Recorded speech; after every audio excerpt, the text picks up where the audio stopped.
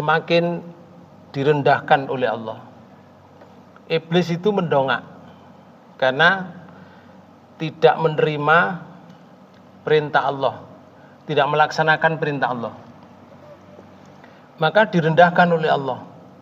Iblis berada di dalam neraka selama-lamanya, walaupun permintaannya dikabulkan oleh Allah, bahwa hidupnya sampai hari akhir, tidak pernah mati iblis. Sampai hari akhir tidak akan pernah mati, walaupun ada sakit, namanya makhluk, tapi tidak mati. Walaupun dipukul, dihajar oleh pimpinannya karena tidak sukses menggoda manusia dan menggoda jin, walaupun diajar, maka mereka tidak akan pernah mati.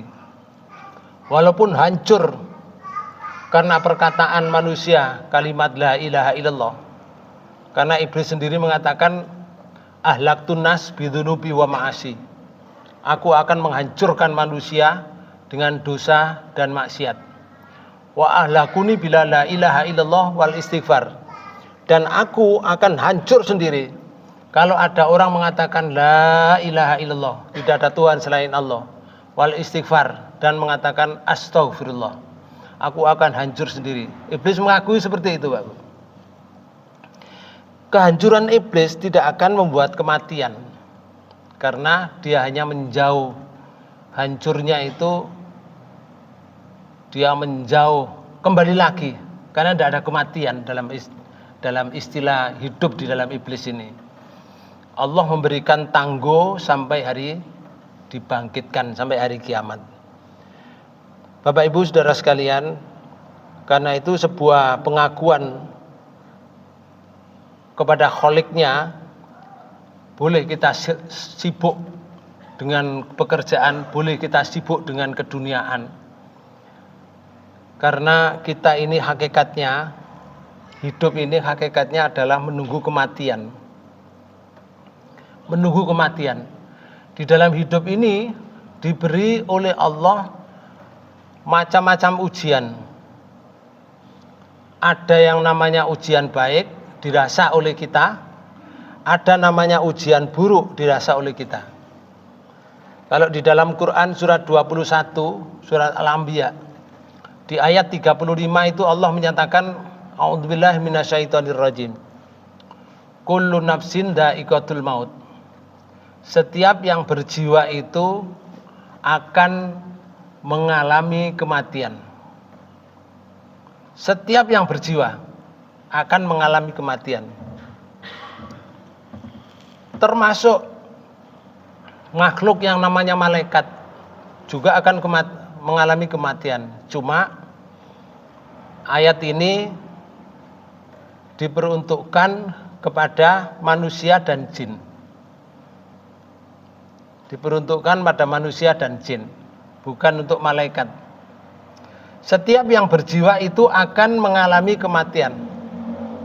Lalu Allah menyatakan wa nabluukum bisyarri wal khairi, dan aku akan memberikan ujian bisyarri wal khairi. Ujian itu dirasa hidup itu tidak enak, syarri. Wal khairi, dan ada ujian itu dirasa hidup itu enak. Enak itu ya badannya sehat walafiat, punya kedudukan yang tinggi status sosialnya, punya keduniaan yang mencukupi. Ya semuanya tidak kurang. Itu namanya ujian baik. Tapi ada ujian buruk. Ujian buruk itu bisa terjadi ekonominya tidak baik, belum tertata, kemudian ditambah lagi mungkin kesehatannya terganggu, atau mungkin ada yang tidak balance di dalam rumah tangga. Itu namanya ujian buruk. Tapi semua itu fitnatun. Fitnah itu bahasa Arab, bahasa Indonesianya itu menjadi cobaan, menjadi ujian. Jadi kita ini diuji oleh Allah, Bapak Ibu sekalian, dengan baik dan buruk. Jin juga sama. mengalami itu ujian baik dan buruk. Karena ayat Al-Quran ini untuk jin juga. Jadi untuk manusia dan untuk jin. Jadi fitnah. Fitnah itu begini. Kalau misalnya kita diberi anak, itu jadi fitnah itu. Anak itu fitnah. Kalau kita punya istri atau suami, istri atau suami itu juga fitnah.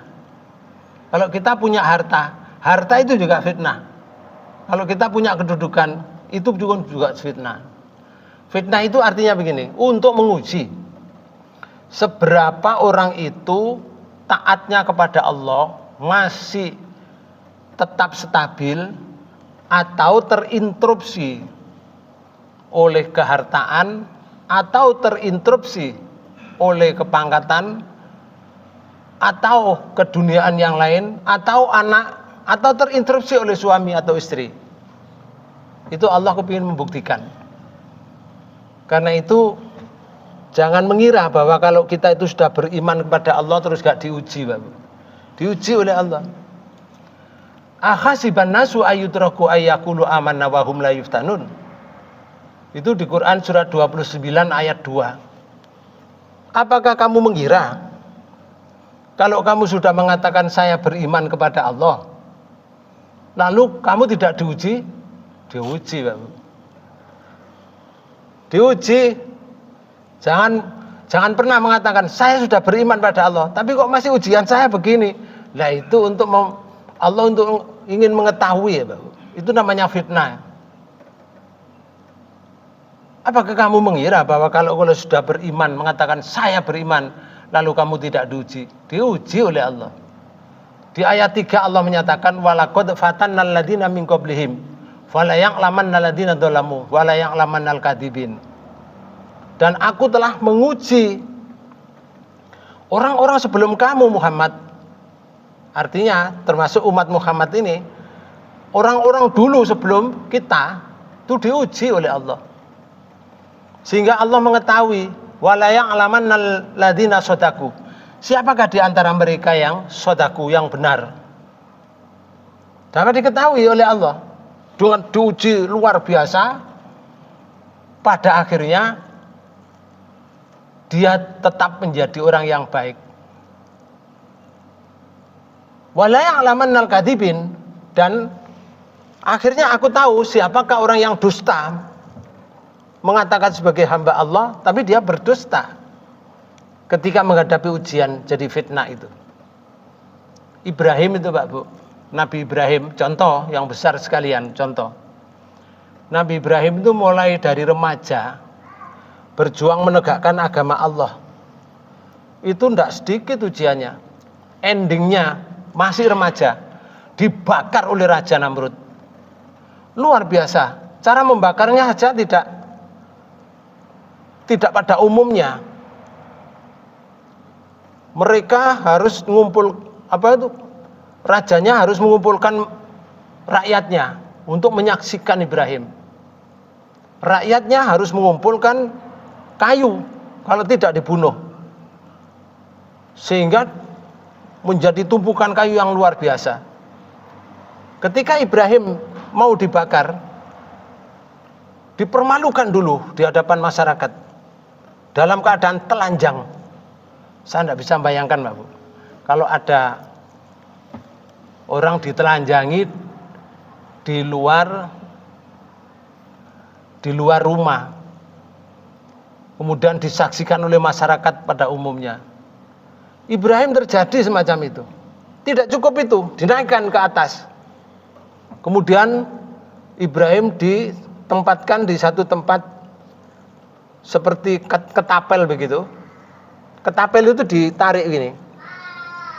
Setelah ditarik, dilepas dengan cepat, sehingga Ibrahim begitu termantul begini, ditarik begini, dia jatuh Bapak Ibu sekalian, dari ketinggian, jatuh ke bara api yang membara. Luar biasa, orang tepuk tangan. Mati kamu Ibrahim, kamu telah membunuh Tuhan kami, kata mereka. Tapi apa yang terjadi Bapak Ibu sekalian? Allah menolong pada orang yang telah diuji tadi, dia tetap tegar. Di dalam Quran surat Al-Anbiya ayat 69, Allah menyatakan, ya narukuni barda wa salaman ala Ibrahim. Wahai api, barda, jadilah kamu dingin, wa salaman ala Ibrahim, dan selamatkan Ibrahim. Selamat Ibrahim. Ini yang masih remaja.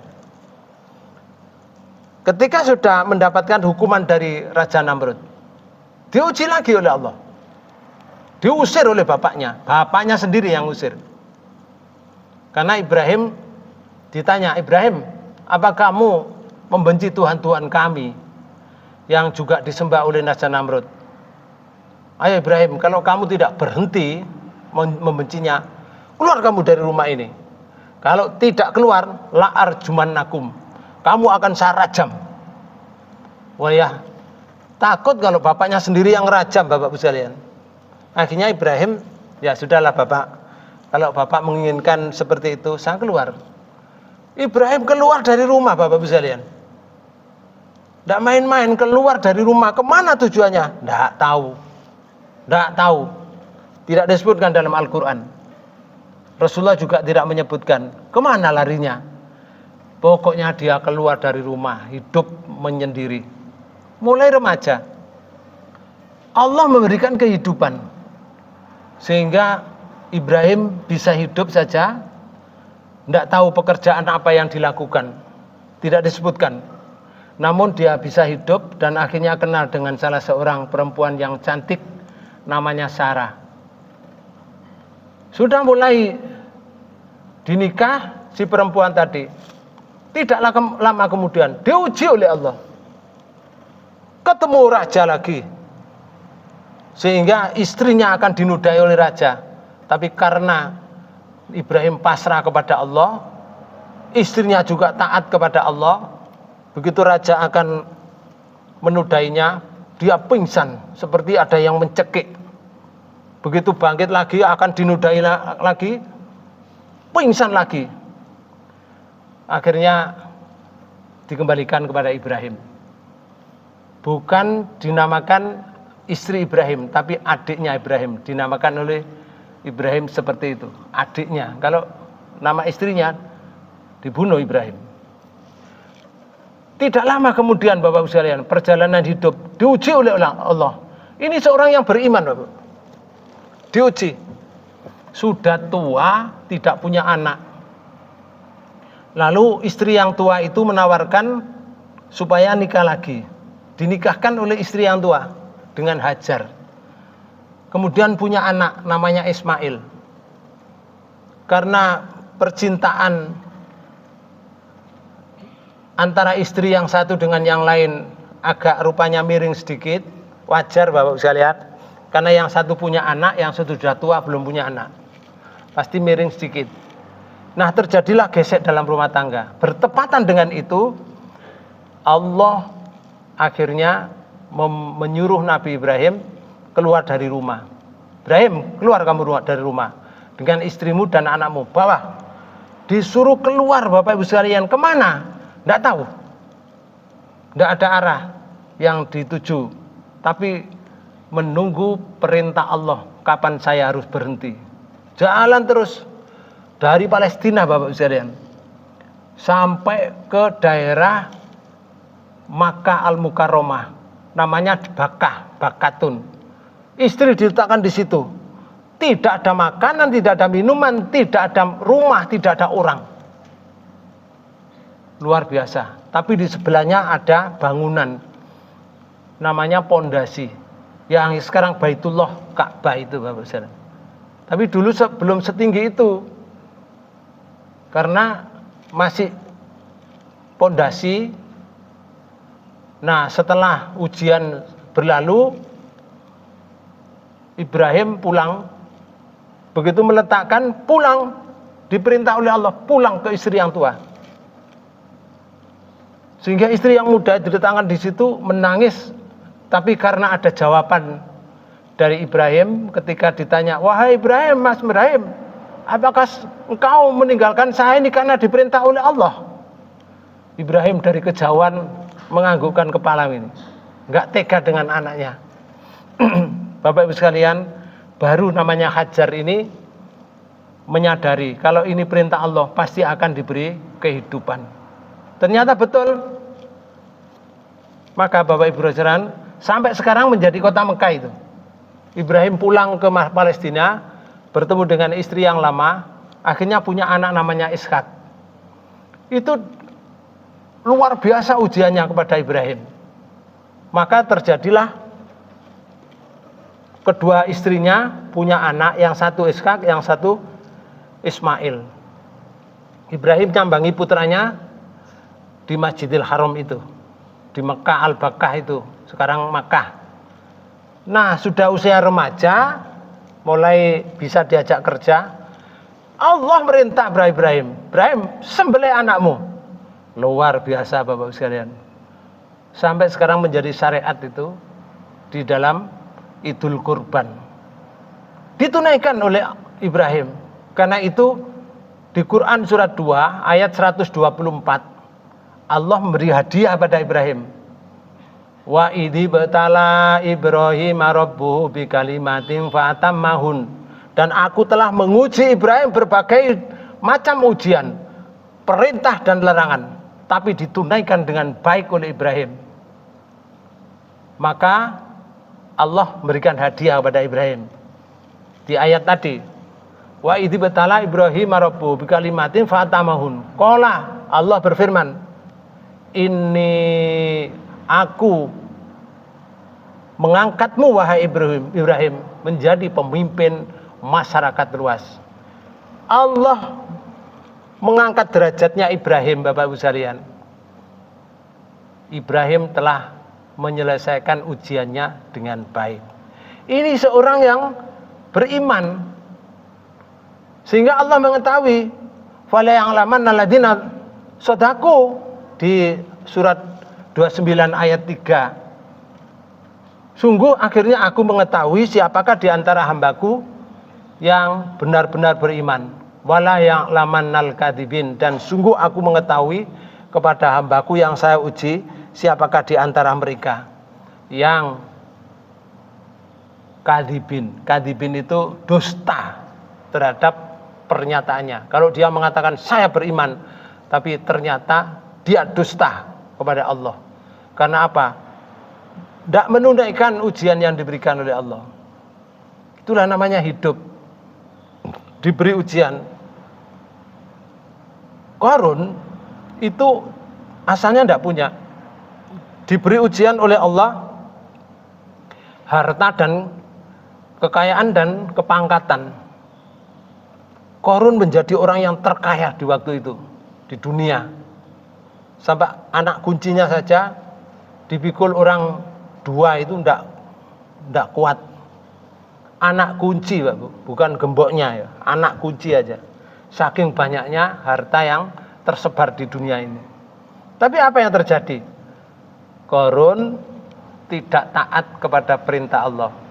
Ditenggelamkan oleh Allah ke dalam bumi, rumahnya dia sendiri dan keluarganya. Semuanya yang atas nama Qarun, harta di mana saja yang atas nama Qarun ditenggelamkan ke dalam bumi. Inilah yang disebut sampai sekarang ini, kalau ada orang menemukan harta di dalam bumi, mereka menyebut harta Qarun. Apakah sebenarnya harta Qarun itu tidak tahu, tapi ada cerita semacam itu. Itu dikisahkan Bapak Ibu sekalian di dalam Quran surat 28 ayat 81, 79, 80, 81 dan 82.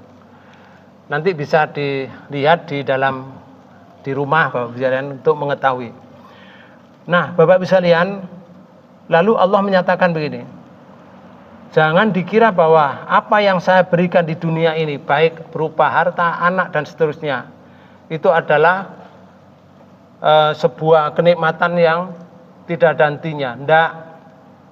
Semua itu hanya untuk ujian kita, Bapak sekalian. Contoh ya. Contoh. Kalau di dalam Quran surat 18, surat Kahfi, di ayat 7, Allah menyatakan, A'udzubillahi minasyaitonirrajim. Di ayat 7 itu menyatakan, inna ja'alna ma'alal ardi zinatan laha linabluwahum ayyuhum ahsanu amala. Sesungguhnya aku menjadikan apa saja yang ada di bumi ini zinatan laha, untuk perhiasan, hidup. Zinatan laha. Tujuannya apa? Linabluwahum ayyuhum ahsanu amala, untuk menguji di antara kamu, siapakah di antara kamu yang paling baik perbuatannya terhadap dunia ini. Nah, Allah menyatakan ujian. Lagi-lagi ujian. Kematian, sakit, sehat, itu juga ujian. Contoh, kalau dalam surat Al-Mulk, surat 67, di ayat 2 itu Allah menyatakan ini. Alladzi khalaqal mauta wal hayata liyabluwakum ayyukum ahsanu amala.